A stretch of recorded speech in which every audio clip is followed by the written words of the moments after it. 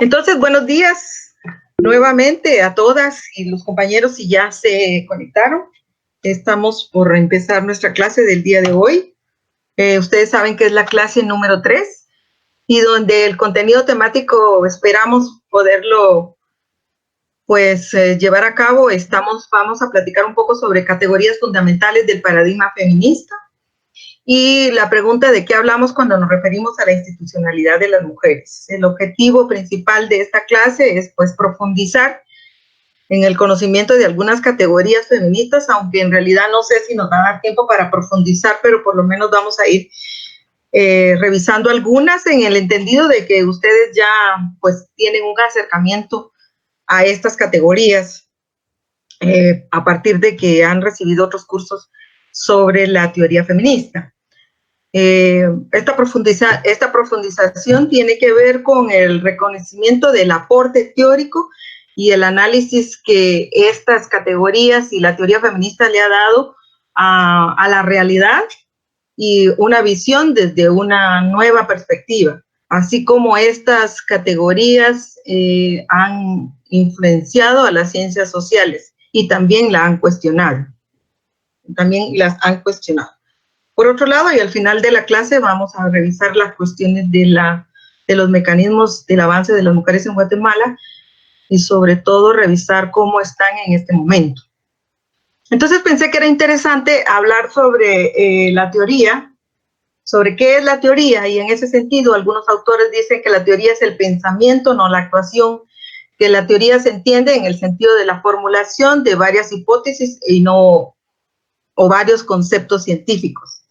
Eso no quiere decir que la práctica, digamos, no esté inmersa dentro de la teoría. Nosotras aquí todas sabemos que la práctica le da elementos para la elaboración de la teoría y la teoría da elementos para el fortalecimiento, el mejoramiento de la práctica.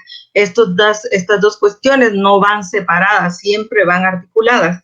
La teoría no sale de la nada, viene de la experiencia cotidiana de las personas, de los espacios, de los contextos, depende de lo que se está teorizando. Entonces eso es muy importante. Yo quería que revisáramos esa parte primero de qué es la teoría, cómo se establece, cómo se elabora, cómo se desarrolla la teoría, y que tengamos presente que viene desde la práctica de las personas o desde la vida cotidiana de los seres vivos también, ¿verdad? Porque hay otros tipos de teoría también, no solamente la teoría desde las ciencias sociales o desde el feminismo. Entonces, en ese sentido, la teoría feminista, sabemos que se reconoce que la teoría como teoría feminista se inicia en la década de los 60, cuando empiezan a cuestionarse teóricamente las diversas imágenes y representaciones, ideas y suposiciones respecto de las mujeres y lo femenino, que en ese sentido estaban dando o desarrollando el discurso patriarcal. Pero no solamente se estaban cuestionando esta cuestión de las representaciones o ideas o suposiciones falsas de lo femenino o de las mujeres dentro del discurso patriarcal, sino que también estas mujeres veían que ese discurso venía cargado de violencia, de agresiones, y en muchas ocasiones venía vacío de contenido. Y ahí es cuando se inician ellas a reclamar el hecho de que no son tomadas en cuenta como objetos de la especulación teórica. En ese momento solo estaban pensando en ser tomadas en cuenta como objetos de la especulación teórica. No se planteaban la posibilidad todavía de ser sujetas de producción de conocimiento.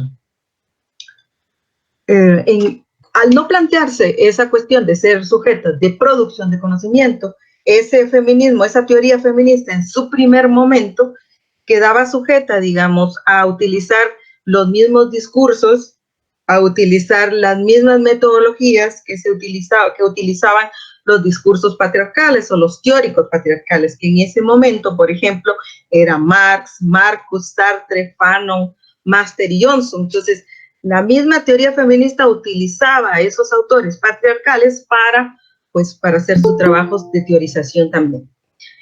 Eso, digamos, se ve como uno de los primeros momentos y como una debilidad. porque usando estos discursos ellas incluían a las mujeres en los estudios para dar cuenta de las opresiones por el hecho de ser mujeres. Sin embargo, al igual que los teóricos patriarcales, no tomaban en cuenta las cuestiones raciales, de clase y otras, de la sexualidad tampoco. Entonces, en ese sentido, quedaban excluidas de esos análisis, de esas observaciones, muchísimas mujeres, ¿verdad? Muchísimas mujeres, muchísimos contextos, muchísimas experiencias que no fueron tomadas en cuenta en ese primer momento. Entonces era necesario, digamos, no solamente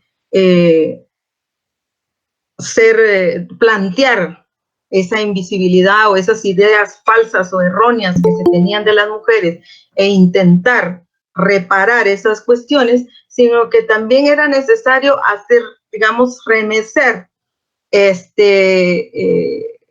los fundamentos del discurso patriarcal. Y no era fácil, no fue fácil en un principio y no sigue siendo fácil. En ese sentido, en la década de los 60 se reconoce que fue un giro desestructurante que provoca al discurso patriarcal. Ese momento empieza, como a decir, a desenrollarse la madeja y desestructurar ese nudo, por ejemplo, ese nudo que tenía amarrado el discurso patriarcal en relación a lo femenino y a las mujeres. Entonces se considera que esta época, esta década de los 60, es un momento fundante de la teoría feminista. Esta teoría feminista se ha venido revisando y se ha venido actualizando. Si por ejemplo damos una mirada a la cuestión de estos momentos, de estos primeros pasos de la teoría feminista, al momento nos damos cuenta que han habido pasos agigantados, como por ejemplo hace 30 años ya la inclusión de la categoría de interseccionalidad, por ejemplo, la performance que Judy Butler habla en los 90, por ejemplo. Yo creo que esos son elementos que van desarrollando, que van fortaleciendo y que van haciendo una revisión a la teoría feminista, porque lo que Butler plantea, Judy Butler plantea sobre la cuestión del género es impresionante, y vamos a ver un poquito más adelante sobre esa cuestión. Es bien complejo porque nos coloca, digamos, nos deja como a veces repensando y repensando lo que ya se había planteado desde la teoría feminista.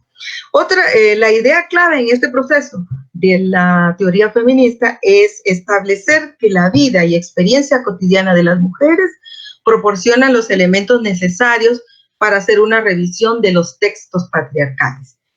Esta partecita, por ejemplo, me recuerda que cuando estaba estudiando antropología social, estudiamos obligatoriamente a Bronislaw Malinowski. No sé si ustedes le conocen, pero Bronislaw Malinowski se le reconoce en la antropología y en las ciencias sociales como el padre del trabajo de campo.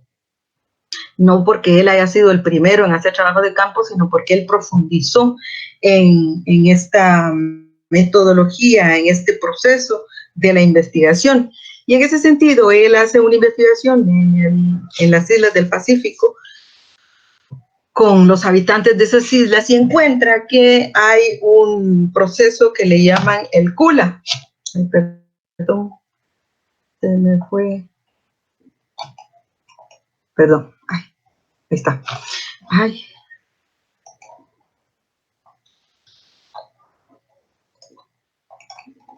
Bueno, voy a hablar desde aquí.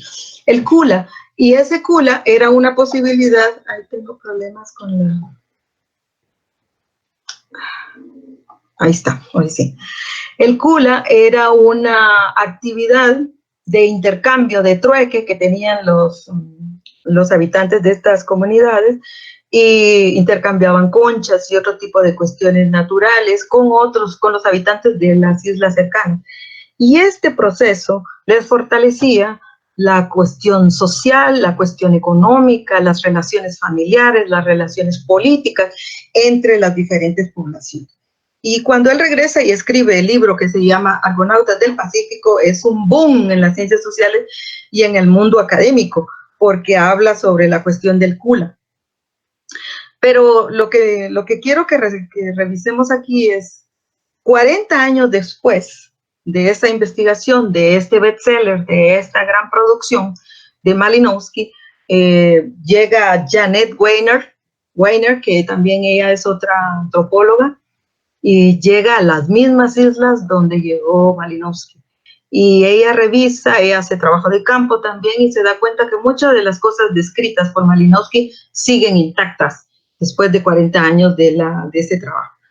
Pero en su trabajo de investigación, en su trabajo de observación participante, ella empieza a darse cuenta que las mujeres también hacen un trabajo de carácter manual y también de intercambio, y que también fortalece las relaciones económicas, políticas y sociales de las comunidades, pero que para Malinowski pasó totalmente desapercibido, porque las mujeres fueron invisibles a la vista de Malinowski. Y también en el caso de Weiner, ella no tenía dentro de su plan de investigación, no tenía pensado investigar a las mujeres, el trabajo de las mujeres, pero la sensibilidad, su mirada le hizo ver este trabajo que era tan importante. Y este intercambio que hacían las mujeres entre ellas y en las otras comunidades se llamaba Dala.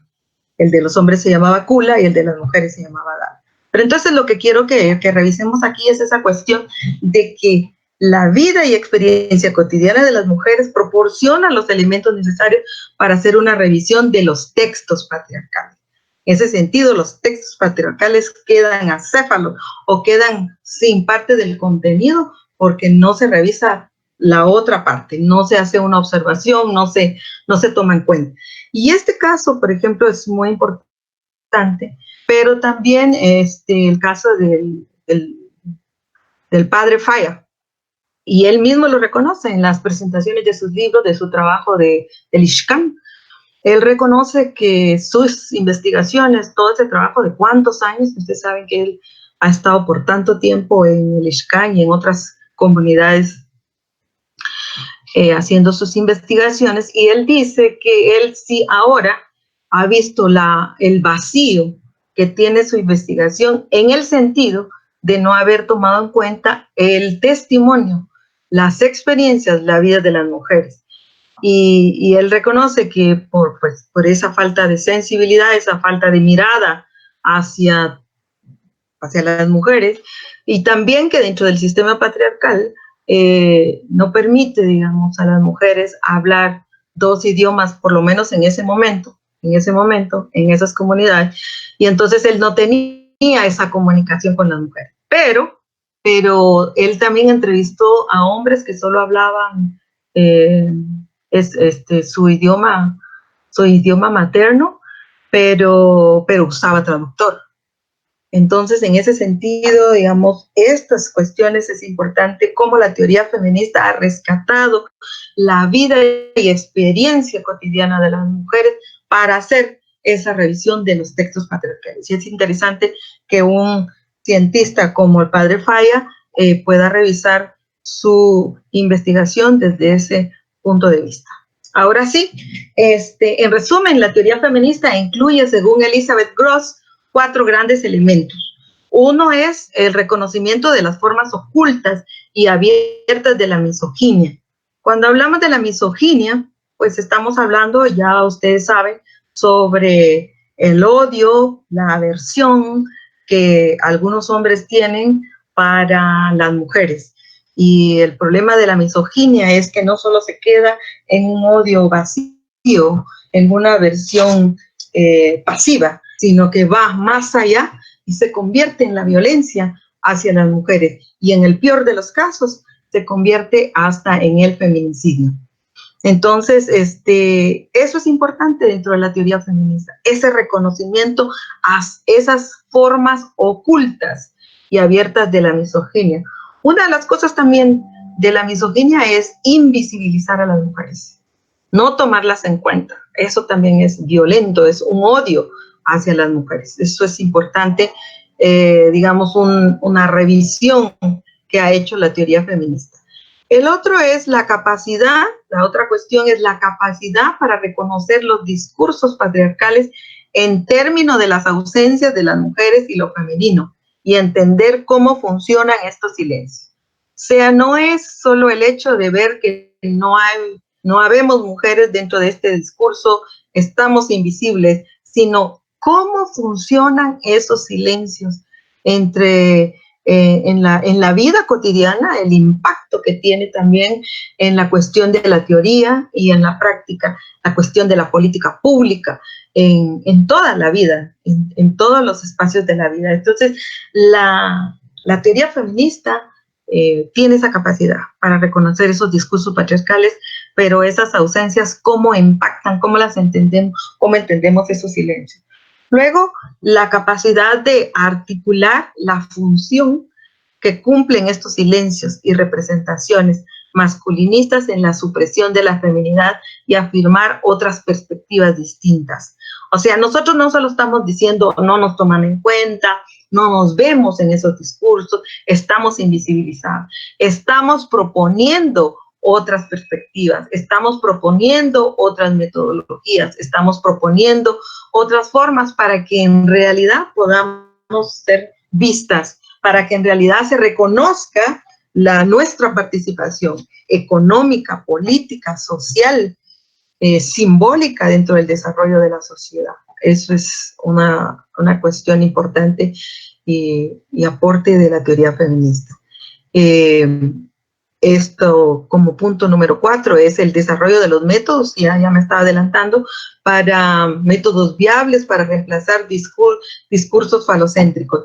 Y cuando estamos hablando de discursos falocéntricos, estamos hablando también de lo mismo del discurso patriarcal, donde se reconoce, digamos, androcéntrico, donde se reconoce al hombre como la figura importante, como la única figura dentro del desarrollo de las sociedades. Entonces, no solamente en la cuestión social, sino que también en la cuestión económica, en la cuestión cultural, en la cuestión histórica. ¿Se recuerdan cuando leyeron el texto de la doctora Mafia, donde hace toda una genealogía de cómo el discurso patriarcal ve a las mujeres, construye a las mujeres, revisa a las mujeres de una manera impresionantemente violenta? Entonces, estos son los 4 elementos, digamos, imprescindibles que la teoría feminista nos da la posibilidad para hacer una revisión diferente de la realidad.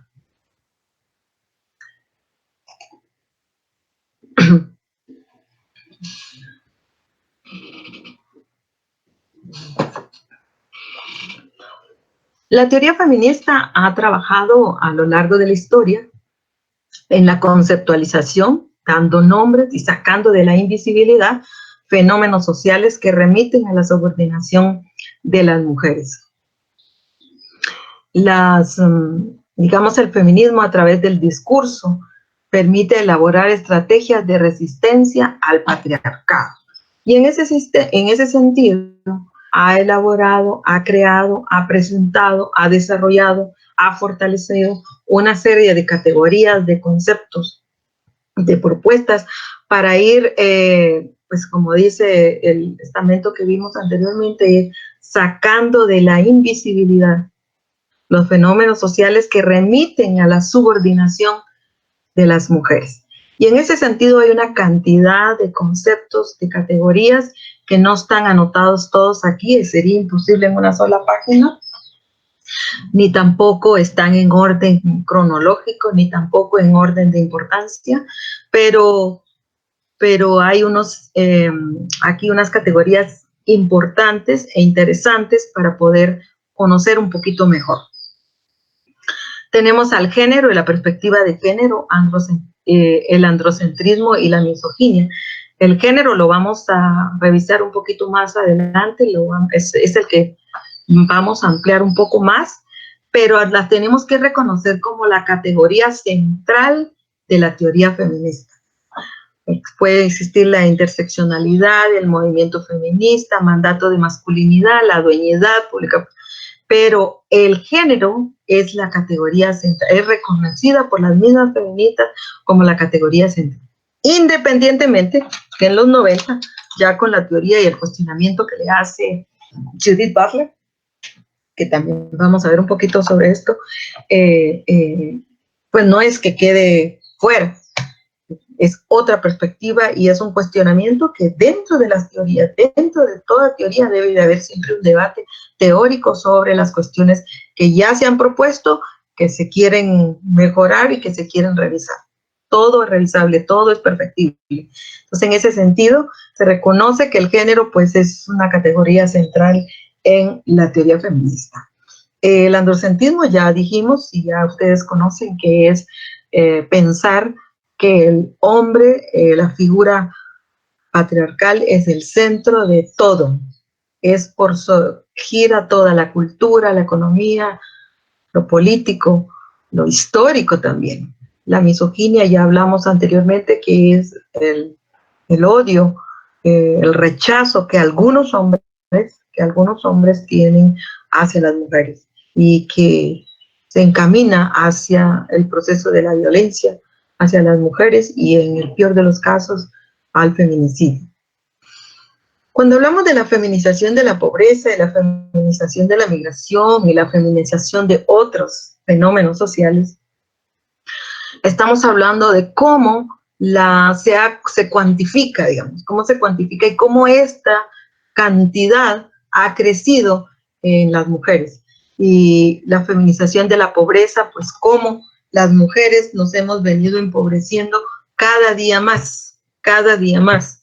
Si se hace las estadísticas en Guatemala, lamentablemente no tenemos un sistema de estadísticas que realmente nos permita tener una visión clara de estas cuestiones, porque ustedes saben que hasta el año pasado pues se hizo un censo después de creo que 10 años o un poco más de tiempo, pero también tiene una serie de fallas, ¿verdad? Entonces, lamentablemente el sistema estadístico de Guatemala no nos da a ciencia cierta, datos reales sobre la cuestión. Pero la feminización de la pobreza significa cómo este fenómeno de la pobreza está afectando cada vez más a las mujeres. La feminización de la migración, el fenómeno este de las caravanas que pasaron por Guatemala y que salieron de Guatemala también.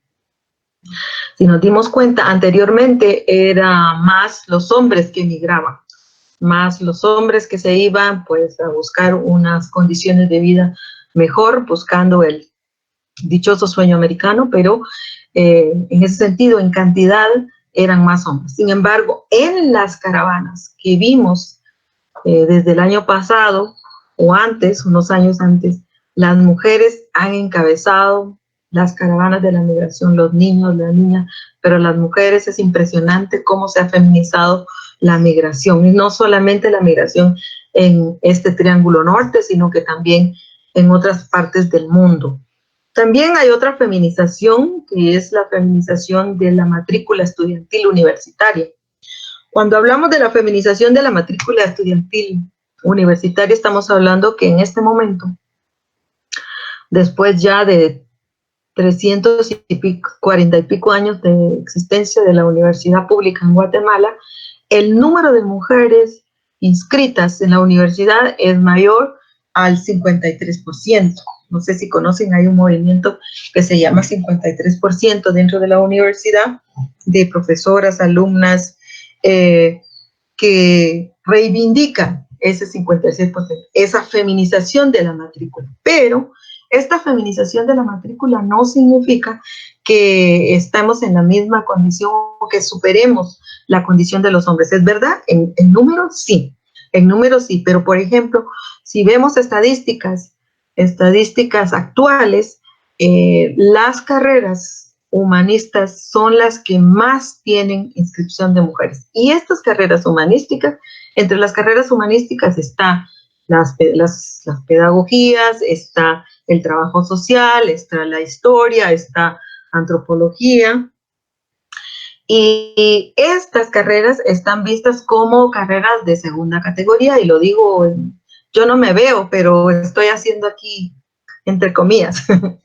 eh, eh, están vistas como segunda categoría. En cuanto a la inscripción en las carreras técnicas, tecnológicas y científicas, como son las ingenierías, agronomía, las mujeres siguen siendo las menos.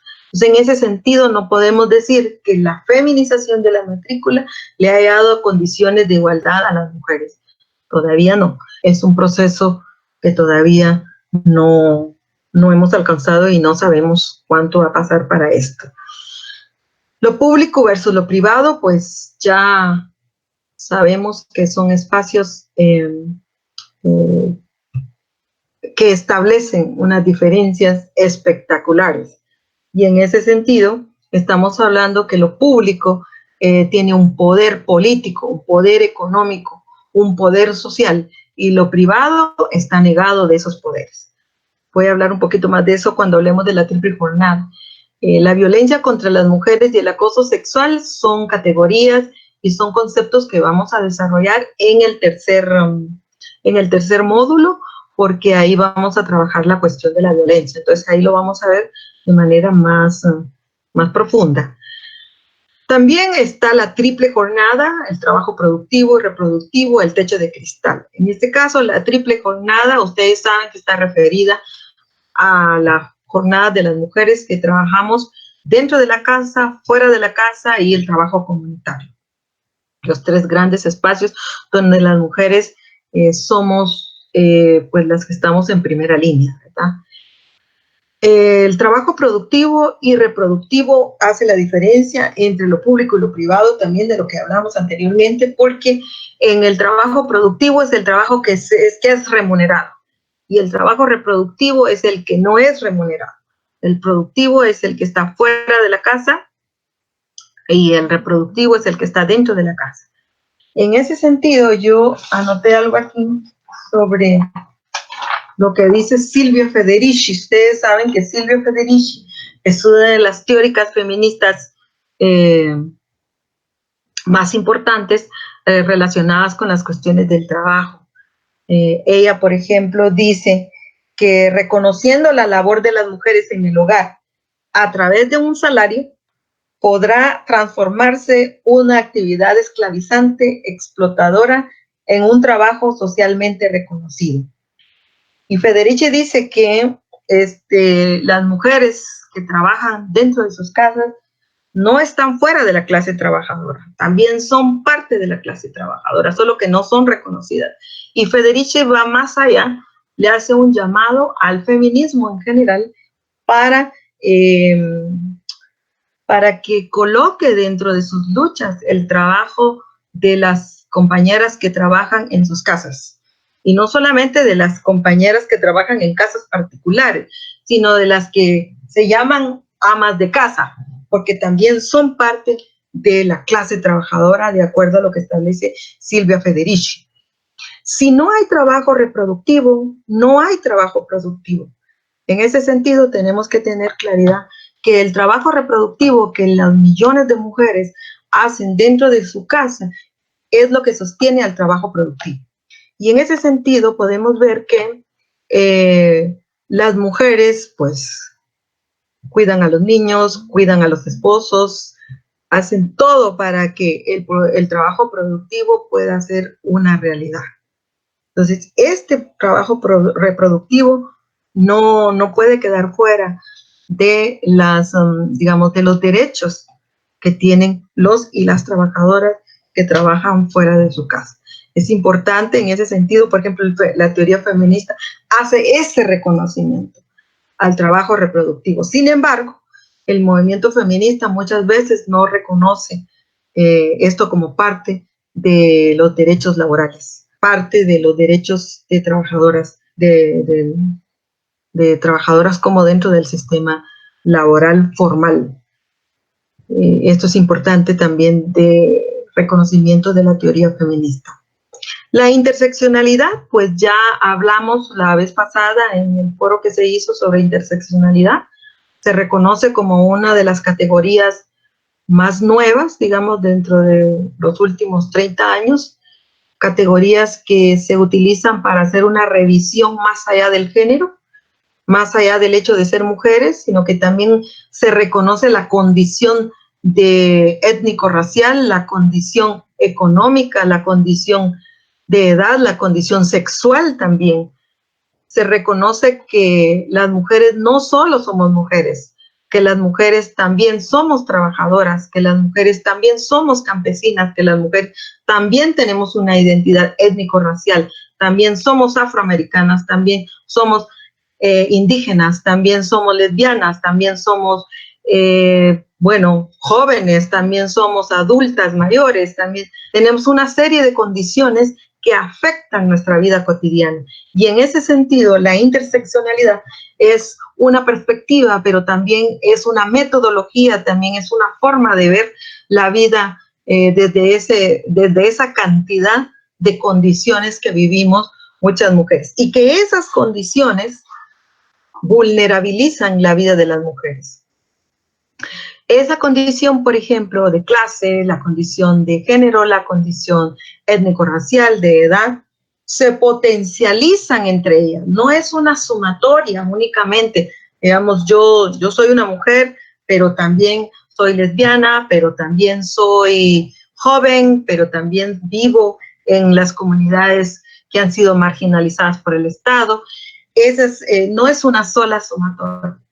Esas 3 condiciones, 4, 5, 6 condiciones que vive una sola persona, una sola mujer, se potencializan entre sí, se potencializan entre ellas esas condiciones y hacen que las mujeres sean mucho más vulnerables, porque no es lo mismo ser una mujer académica y vivir en la zona 10, por ejemplo, hablando de Guatemala, a ser una mujer joven, lesbiana, y vivir en una comunidad marginalizada, por ejemplo, en la zona 3 o el Gaito.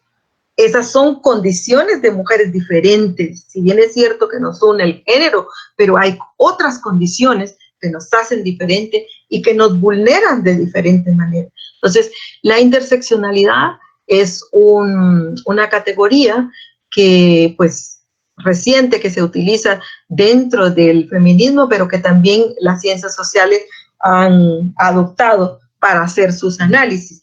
Eso no quiere decir que la interseccionalidad haya sido, que nació durante esos, hace 30 años atrás. Ya sabemos que hay antecedentes históricos ya del siglo XVI, creo yo, y con Olympe de Gouges y otra compañera en Perú, donde ya estaban haciendo esas revisiones de doble condición de las mujeres.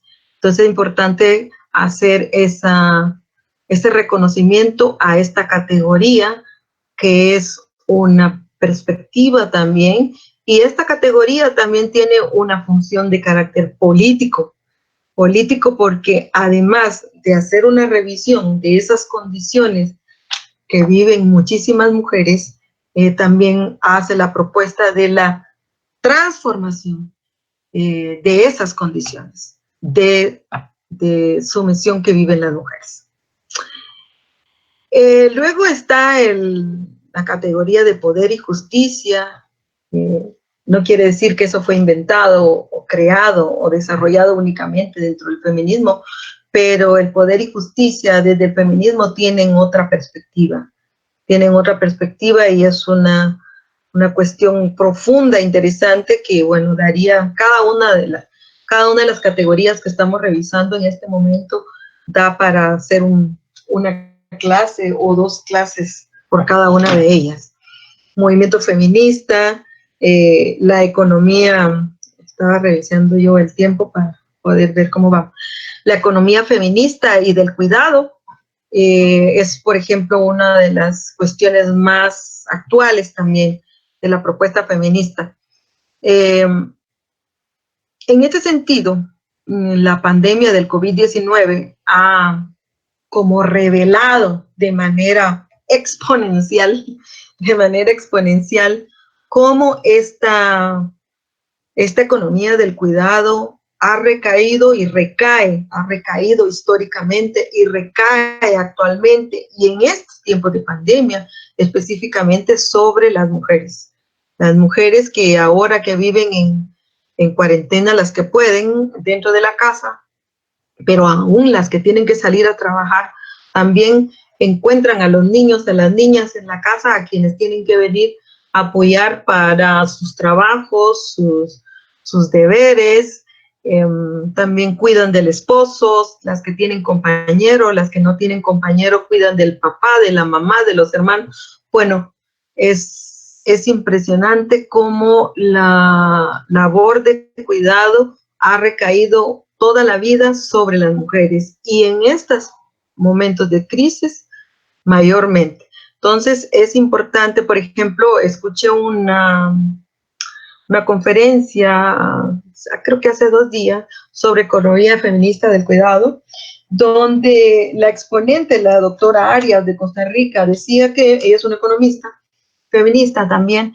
Ella decía que ni siquiera en las facultades de ciencias económicas se piensa o se ve o se trabaja o se desarrollan cursos sobre economía feminista y del cuidado, todavía no. De repente algún curso, alguna conferencia, pero no están establecidos dentro de la malla curricular.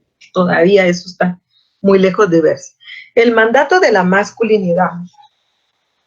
El mandato de la masculinidad, digamos, es una propuesta de Rita Segato. Rita Segato es una antropóloga feminista,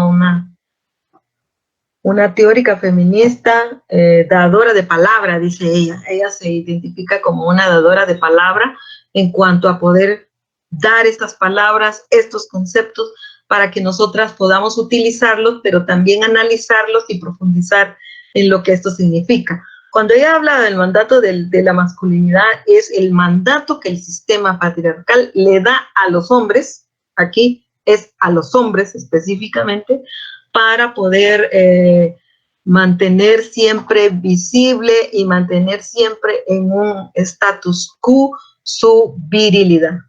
Y en ese sentido, ella habla de que eso no es fácil para muchos hombres, para la mayoría de los hombres.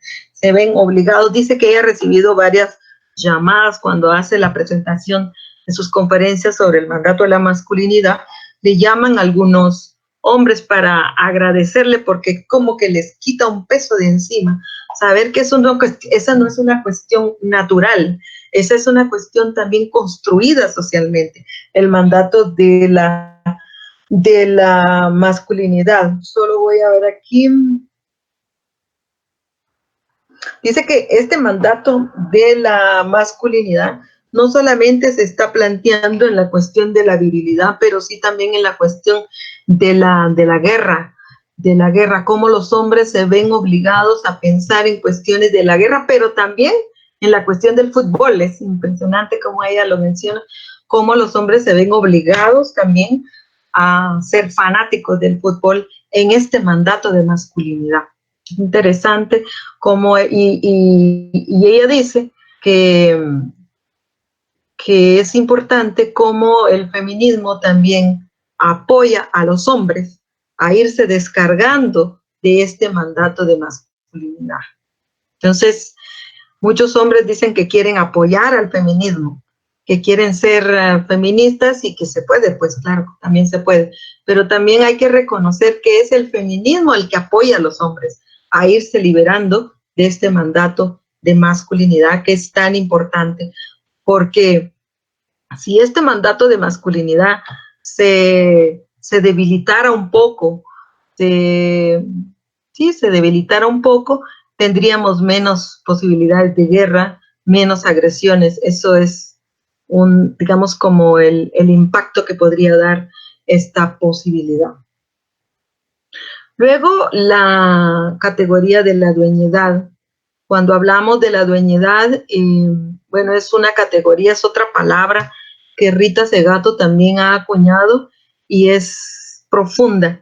Pero la dueñidad la vamos a trabajar en en el módulo 3, en el foro del módulo 3, donde vamos a trabajar la dignidad y señorío sobre el cuerpo de las mujeres, que hace parte también de este programa. La performatividad y precariedad del género, cuerpos que importan. Estas son palabras o categorías, conceptos que Judith Butler nos ha dado, nos ha prestado, nos ha compartido más que cualquier otra cosa. Y cuando hablamos de performatividad, estamos hablando de una actuación, digamos, creo que aquí lo tenía yo anotado. Sí, se me perdió, pero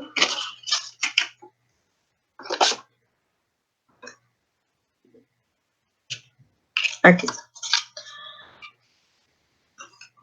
La performatividad viene de la palabra performance, que es de origen inglés, y que significa actuación, realización, representación e interpretación. Entonces, en ese sentido, Judith Butler dice que es que cuando ella presenta su trabajo, sus ideas, su propuesta en los años 90 son un boom, porque realmente le da como remece también la cuestión del género. Y ella dice que no existe un sexo biológico y un género construido, sino que lo único que hay son cuerpos construidos culturalmente y no existe la posibilidad de sexo natural. Entonces, eso, por ejemplo, le mueve a muchas personas, muchos teóricos. También ella dice que el género se produce como una repetición ritualizada de convenciones y ese ritual es impuesto socialmente gracias a la heterosexualidad hegemónica. En ese sentido, lo que yo más o menos entiendo es que, pues sí, la heterosexualidad hegemónica establece que las formas de ser son estas y repite y repite y repite. Y repite no solo con la palabra, repite simbólicamente, repite textualmente, repite a través de las relaciones sociales, de las relaciones económicas, de las relaciones políticas. Entonces, esta cuestión es una repetición, repetición, repetición, repetición, que al final de cuentas no es una realidad. Entonces, esta teoría, digamos, esta parte de la teoría feminista, que es una de los pensamientos más icónicos en la actualidad, sobre cómo repensar al género y al sexo en el sentido de que no son, en el caso del sexo que no es de carácter biológico, es también construido socialmente. Y también ella tiene otra categoría que es la precariedad, hablando de los cuerpos que importan. Ella dice que hay cuerpos que importan y hay cuerpos que no importan.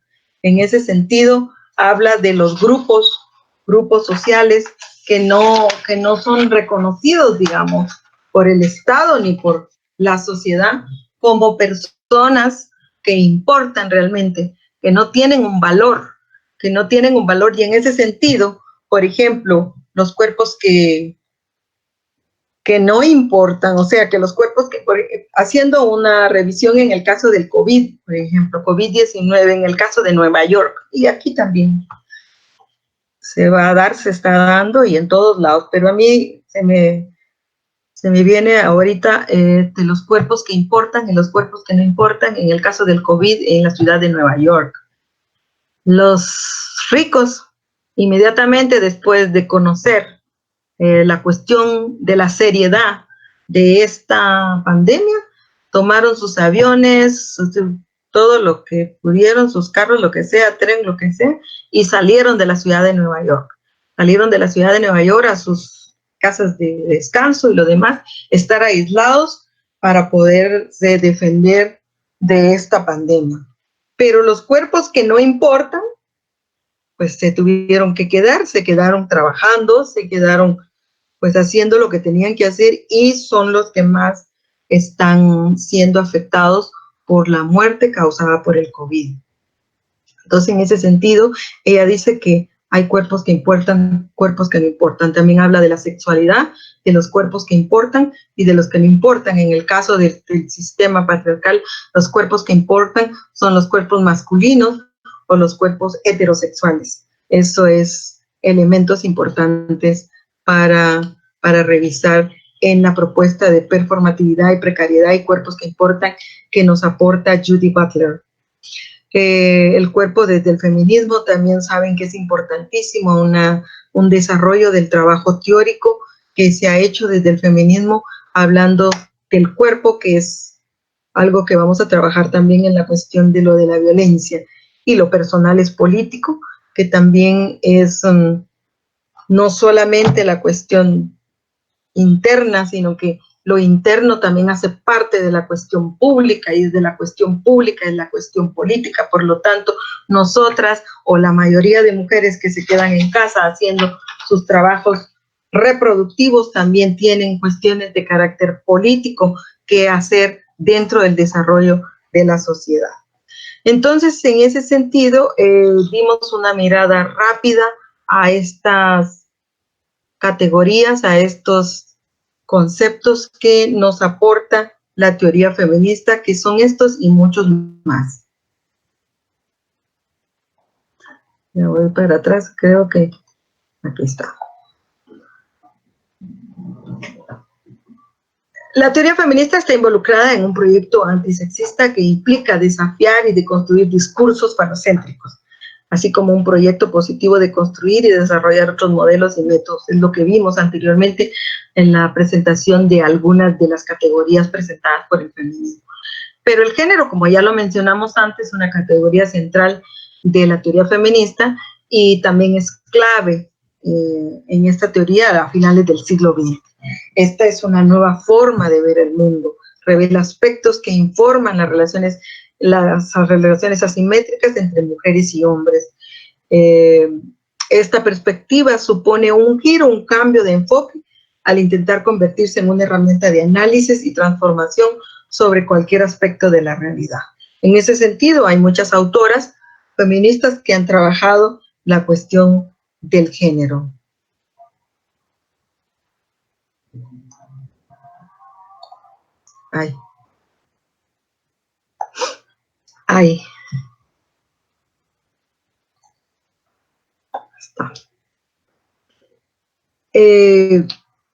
Tenemos a Simone de Beauvoir, Celia Moros y Joan Scott. En el caso de Beauvoir, su célebre frase que no se nace mujer, se llega a hacerlo. Es una filósofa que presupone que la condición del género femenino en la gran mayoría de las culturas del mundo, es decir, las traducciones, las costumbres y los roles de género a través del sexo son adjudicadas socialmente con claras desventajas en términos de discriminación y desigualdades hacia las mujeres respecto a los hombres en el mundo. O sea, hay muchas culturas que dicen que no son patriarcales y puede ser, no se conoce toda la situación como para decir sí o no, pero en la gran mayoría de las culturas hay esas desventajas en términos de discriminación y la discriminación siempre va encaminada hacia las mujeres. Eso es lo que establece Simone de Beauvoir. Y Celia Moras dice que el género es un instrumento crítico que facilita la desarticulación de las ilegítimas relaciones de poder, llevando en consideración que estas relaciones han colocado a las mujeres en condiciones de exclusión por el simple hecho de ser mujer. O sea, el hecho de nacer mujer, ya ni siquiera se ha nacido cuando las mujeres ya están siendo excluidas de una serie de espacios, de una serie de posibilidades. Pues sabemos que desde que ya se conoce el sexo de la niña o el niño dentro del vientre, ya las personas empiezan a establecer cómo será la vida, cómo será el desarrollo de esta persona desde nacer. Entonces eso es el simple hecho de ser mujer nos coloca en posiciones de desventaja, en posiciones que de repente ni siquiera pues queremos. O sea, no queremos, por ejemplo, hay muchas niñas que les gustaría hacer cuestiones que están establecidas para niños, pero que no se les deja porque son niñas, y al revés también. Entonces, en ese sentido, eso es lo que establece Celia Morón. Joan Scott usa el género como una categoría analítica y sostiene que el género es un elemento constitutivo de las relaciones sociales basadas en la diferencia que distinguen los sexos. Cuando Joan Scott habla de que el género es una categoría analítica, a mí, por ejemplo, me da la idea que es como una especie de lupa, bueno, como lo que hablan las compañeras cuando trabajan los lentes violeta o los lentes de género.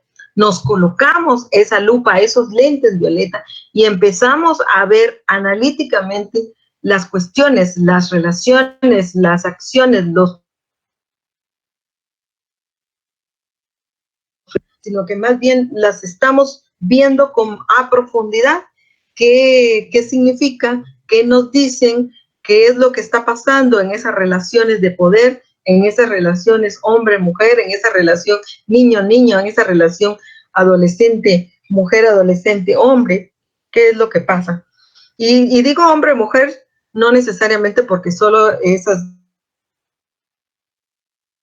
dos géneros existen, hay sexos existen también, hay una diversidad que supongo que ustedes la están trabajando dentro de su curso de sexualidad.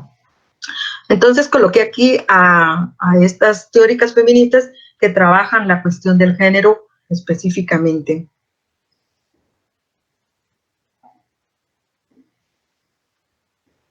La incorporación del concepto de género a la teoría feminista se le atribuye a Gayle Rubin, que en 1975 escribe The Trafficking Women, Political Economy of Sex, perdónenme la pronunciación del inglés, y esta va a explicar este concepto en las estructuras sociales, no en los sujetos.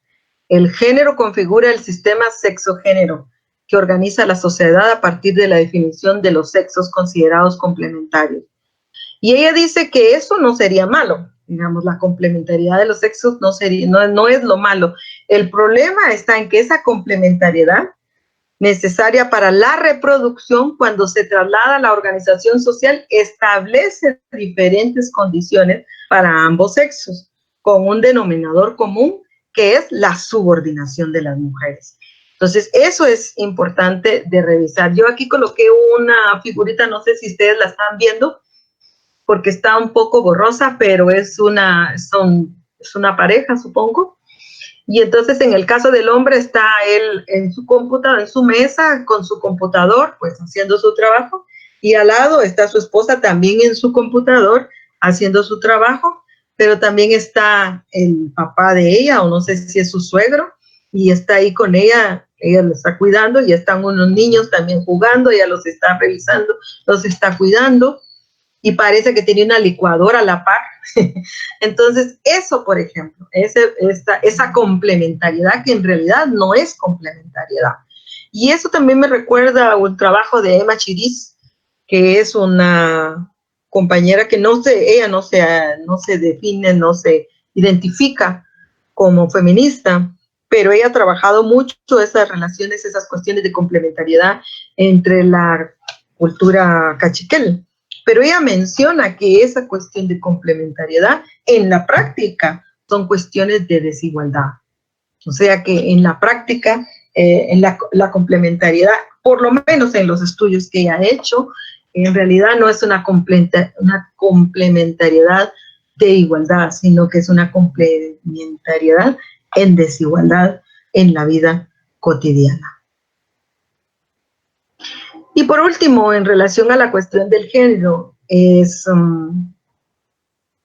que fue introducida por las académicas norteamericanas, es una categoría analítico-política, y también ha sido tomada, retomada y utilizada por los organismos internacionales, especialmente los de la cooperación, como un concepto técnico, es decir, supuestamente neutro. Y ahí es cuando las feministas, por ejemplo, se reaccionan porque hablan de la despolitización de la categoría de género. Se despolitiza porque el género no puede ser neutro desde su concepción, desde como lo vimos, que ha sido concebido y ha sido utilizado para hacer esas revisiones. No se puede decir que es de carácter neutro, pero en la cooperación internacional y en las Naciones Unidas mismas también, al principio se inició con una visión de supuestamente de neutralidad del género que se hace en los años 80 y los 90. Yo pienso que a partir de eso es cuando Judith Butler aparece con su propuesta tan importante para hacerle una revisión a estas cuestiones del género. Entonces, esto está por aquí. Estaríamos trabajando con las cuestiones de las categorías. No sé si tienen alguna pregunta, alguna cuestión. Sería importante escuchar en este momento en relación a esto antes de pasar a la cuestión de la institucionalidad de las mujeres.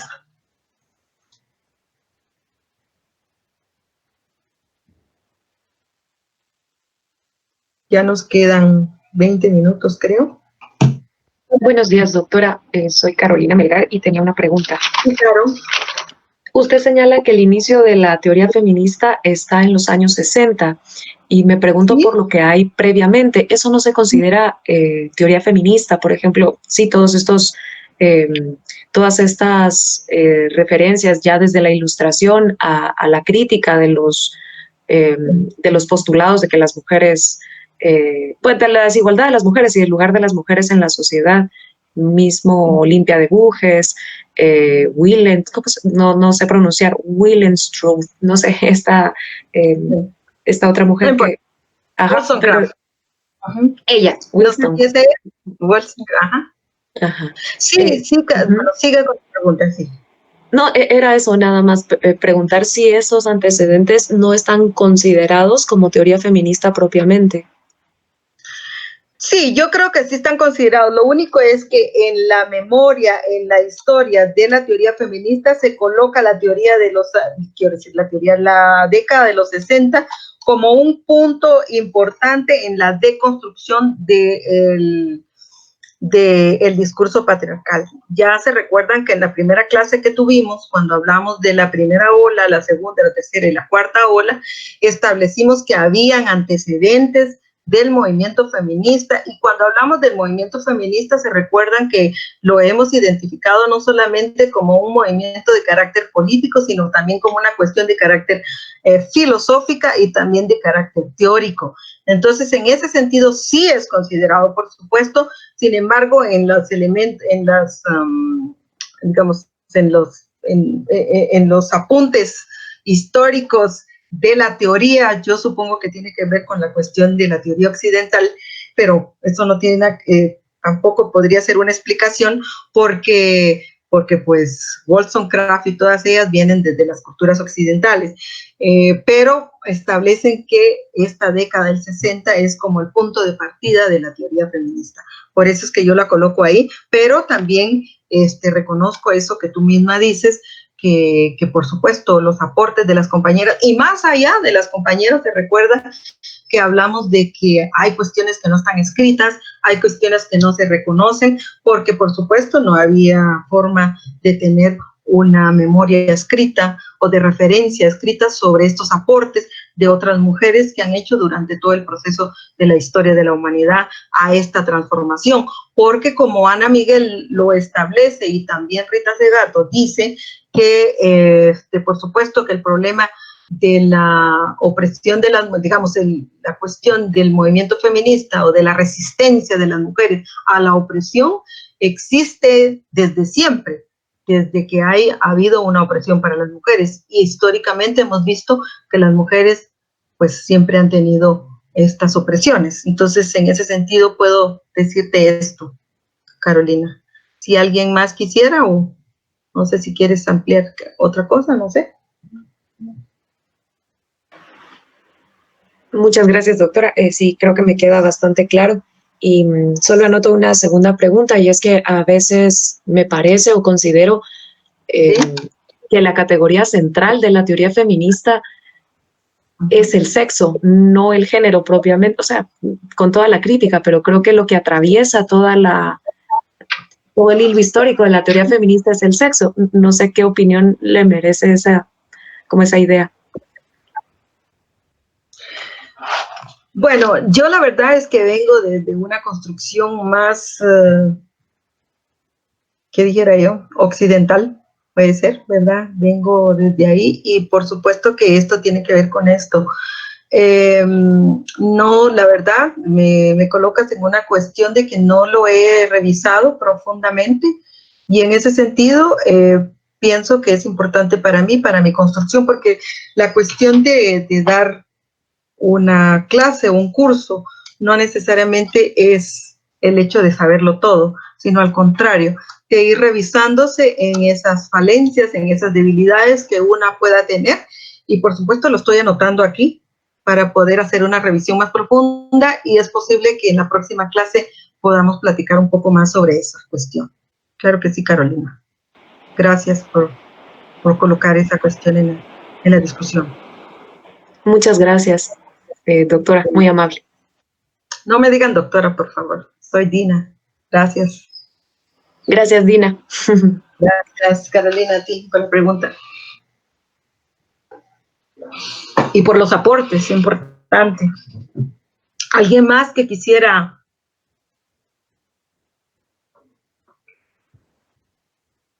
Bueno, si no, entonces vamos a pasar a la cuestión de la institucionalidad de las mujeres y o mecanismos de género. Cuando hablamos de la institucionalidad, de la institucionalidad en general, estamos hablando de un conjunto de creencias, ideas, valores, principios, representaciones colectivas, estructuras, relaciones que condicionan las conductas de los integrantes de una sociedad, caracterizándola y estructurándola. Y también, pues, también hay instituciones, también hay leyes que hacen parte de lo que es llamada la institucionalidad. Piuta esa dice que lo institucional supone un proceso sistemático de consolidación, permanencia, uniformidad. Esta parte de entre paréntesis quiero que la pensemos porque es consolidación, permanencia y uniformidad de conductas e ideas a través de medios e instrumentos, organizaciones y normas para alcanzar un fin social cuya expresión práctica se asimila como valores. Entonces, en este sentido, por ejemplo, no solamente se necesita, o sea, basta tener leyes, esas ideas, esos valores, esos principios, esas instituciones en el Estado, sino que también debe de tener una consolidación y debe de tener una permanencia. Desde ahí es cuando se establece que sí hay institucionalidad o que no hay institucionalidad. Esa parte es importante, inclusive para el trabajo que ustedes tienen que presentar el martes sobre un resumen crítico y analítico de la cuestión de la institucionalidad de las mujeres en Guatemala. Porque si bien es cierto que hemos alcanzado una serie de instituciones, leyes, políticas, la pregunta aquí es, ¿están consolidadas? ¿Hay permanencia en este tipo de institucionalidad o no? Esa podría ser una pregunta. Luego, establecer mecanismos para que un asunto se instituya. Nunca debe estar en manos de una persona. Debería ser el producto de un conjunto de acciones socializadas como plataforma legal y legítima, sobre todo si se trata de un manejo justo de los recursos del Estado. En este sentido, la institucionalidad del Estado en Guatemala, pues yo me atrevería a decir que nada que ver con esta cuestión que establece la teoría, digamos, de la institucionalidad. Porque en Guatemala hay mucho clientelismo, en Guatemala hay mucho compadrazgo, inclusive ahora con la cuestión de la pandemia, pues con esos registros que se han tenido que hacer en las municipalidades para que las compañeras y compañeros de la economía informal puedan acceder a ciertos recursos, pues simplemente se están inscribiendo las familias o los más allegados de los alcaldes, porque así lamentablemente funciona este país. Los mecanismos para el adelanto de las mujeres son responsables de la elaboración, promoción, desarrollo y la actualización de la política pública en favor de las mujeres. Esto lo establece la CEPAL. Y en Guatemala efectivamente hay algunos mecanismos de adelanto de las mujeres y pues han hecho ciertos instrumentos, ciertas estrategias, programas, políticas públicas en favor de las mujeres. El problema es cómo estos se han sostenido, cómo estos han permanecido o cómo estos se han tergiversado del objetivo central de estas instituciones. Y eso yo espero verlo en el trabajo que ustedes van a presentar el día martes. La discusión sobre oficinas de la mujer, para ir construyendo o instituyendo estas estructuras de las mujeres en el Estado, no solamente a nivel de Guatemala, sino también a nivel de Latinoamérica, es a partir de esta Declaración de México sobre la Igualdad de Acción de las Mujeres y el Plan de Acción Mundial. En el año 75 se comienza a hablar sobre las oficinas de las mujeres.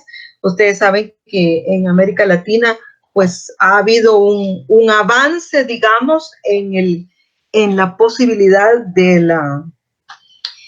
la institucionalidad de las mujeres. Últimamente en el fantástico Ministerio de la Mujer de Argentina. Ahí, por ejemplo, pues es una posibilidad grande que tienen las mujeres argentinas, y yo diría que en América Latina como una referencia para crear realmente una institucionalidad de las mujeres. Brasil tuvo una Secretaría de la Mujer también, pero lamentablemente muy importante, con programas importantísimos de desarrollo para las mujeres, pero lamentablemente con la llegada de este último gobierno, pues cambiaron digamos, el enfoque, todo el compromiso realmente con las mujeres, y se ha vuelto a caer en las cuestiones de celeste para los hombres y rosado para las mujeres. Impresiona cómo Brasil ha caído digamos, ha retrocedido décadas de trabajo que las mujeres feministas y otras mujeres, por supuesto, habían hecho en relación a la cuestión de la institucionalidad en Brasil. Entonces, la institucionalidad de las mujeres son mecanismos que deben posibilitar el avance de las mujeres. Hay muchas organizaciones, hay muchas secretarías de mujer, hay también algunas otras oficinas de la mujer, pero tenemos que hacer una revisión no solamente en la cantidad de instituciones, no solamente en la cantidad de leyes, no solamente en la cantidad de política pública. Tenemos que hacer una revisión en cuanto a la calidad de esas instituciones, pero además de la calidad, en el impacto que estas instituciones tienen en la vida de las mujeres. Y entonces aquí la gran pregunta, otra pregunta podría ser, ¿cuál es el impacto que las mujeres han tenido durante el proceso de la institucionalidad de las mujeres en Guatemala? ¿Qué cambios sustanciales han habido? ¿Qué cambios han habido en la cuestión de la violencia, en la cuestión de la feminización de la pobreza, en la cuestión de la feminización del trabajo informal, de la feminización de la migración? ¿Ha habido un impacto realmente transformador o que dé la luz o que abra el camino para encontrar las posibilidades de cambiar la condición, para cambiar la situación, para cambiar la posición de las mujeres? ¿Ha habido eso o no, o va en proceso o no, o simplemente ha sido una especie de cascarón, una especie de estructura de la institucionalidad. Y digo esto porque, pues, afortunadamente soy parte del proceso de la construcción de la institucionalidad de las mujeres en Guatemala. Desde sus inicios en el 97 ya ha habido otras como la Organización de la Mujer, la ONAM, que esa ya es más antigua, pero entonces haciendo una revisión actualmente, ¿cómo esta institucionalidad ha impactado la vida de las mujeres? ¿Qué cambios han habido? Y es tremendo pensar en que ha habido mucho trabajo, porque eso es innegable, el trabajo para la construcción de la institucionalidad, y no se ha avanzado mucho, y ahorita en este momento está en una crisis impresionante este proceso de la construcción de el fortalecimiento y la permanencia de la institucionalidad de las mujeres en Guatemala. ¿Cuáles son los mecanismos de adelanto de las mujeres en Guatemala? Disculpen, pero tengo que tomar agüita. Pues, en primer lugar, digamos, como la rectora, la institución rectora del adelanto de las mujeres en Guatemala es la Secretaría Presidencial de la Mujer, la CEPREM. Que en este momento, en este preciso momento, no es que haya desaparecido, pero casi. Casi en el sentido de que pues están trabajando creo que solo con el 30% de los y las trabajadoras que hacen parte del equipo de trabajo de la CEPREM. No tienen secretaria. La secretaria adjunta está, creo que suspensa por el ICS. Entonces están acéfalas, o están acéfalas las compañeras de la Secretaría de la Mujer. No hay un presupuesto, las condiciones de trabajo, la mayoría son inestables, las contrataciones de las compañeras de la mayor cantidad de los trabajadores y las trabajadoras de ahí es 0,29. Eso quiere decir que es una inestabilidad total. Y esa es la institución rectora de la política pública en relación a las mujeres. La Defensoría de la Mujer Indígena, DEMI, conocemos que ha habido un desgaste de la DEMI ya desde hace más o menos como unos 7 años a lo mejor o más, desde cuando ya no se reconoce al Consejo Consultivo, que era como la parte estructural superior de la DEMI, y ya no se reconoce ese Consejo Consultivo, y además de no reconocerse, inclusive en el caso de la Secretaría de la Mujer, como se propuso desde las mujeres, que fuera una elección que partía desde las organizaciones de las mujeres, las organizaciones de mujeres presentaban 10 propuestas de compañeras al Ejecutivo para que fuera seleccionada una de ellas, y luego pues fuera la secretaria de la CEPREM. Pero ese sistema, esa forma democrática de hacer una elección para contar con el mejor recurso humano dentro de la Secretaría, ya no se hace desde hace como 3 o 4 periodos. Entonces, eso se terminó, ya se le quitó la posibilidad a las mujeres de participar en esos procesos de selección. Y en ese sentido es el Ejecutivo el que dice esta persona, y por supuesto sabemos cuáles son los juegos políticos que existen para la elección de cargos ejecutivos dentro del organismo ejecutivo. La Defensoría de la Mujer también se hizo de esa manera. La Coordinadora Nacional para la Prevención de la Violencia Intrafamiliar y contra la Mujer, CONAPREV, y este es un caso tremendo, porque quedó cerrado, creo que fueron 8 años, o no tengo la noción exacta de la cantidad de años, pero fueron una cantidad de tiempo enorme que se cerró la CONAPREV. Se cerró la CONAPREV, y actualmente el año pasado 2019, sí, si no estoy mal, en 2019 se hizo la actualización del plan, del PROPEVI, pero ahí se quedó, se hizo la actualización y ya no más se hizo, participamos, porque yo también participé ahí en ese proceso, muchas mujeres participamos en esa actualización y es un programa interesante, abarcador y posible, pero pues ahí se quedó, no hay recurso. El Foro Nacional de la Mujer, a partir de este nuevo gobierno, se debilitó de tal manera porque la CEPAS también es otra de las instituciones que fue debilitada, quitándole recurso personal. El foro quedó con una persona nada más, cuando antes tenía un equipo de 5 personas y además movilizaba una cantidad enorme de mujeres a nivel nacional. Se pierde esa institucionalidad. La Defensoría de las Mujeres de la PDH, pues es un espacio que existe y que está trabajando en beneficio de las mujeres. Programa de atención a las víctimas sobrevivientes de violencia a sus familiares del Instituto de la Defensa Pública Penal. También la Oficina Nacional de la Mujer, ONAM. Creo que se ha quedado nada más. Ya me sonó la alarma aquí, que quiere decir que ya terminó la clase. Y las otras instancias que están aquí, mencionadas y que seguramente ustedes van a presentar en el análisis que van a hacer el día martes. Entonces, aquí llegamos al final de la clase.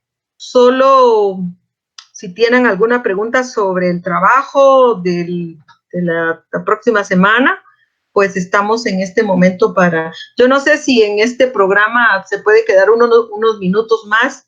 Tengo entendido que en algunos, en el Zoom, por ejemplo, cuando uno marca una hora, esa hora termina y ya no se puede más. Pero no sé en ingeniera Jennifer.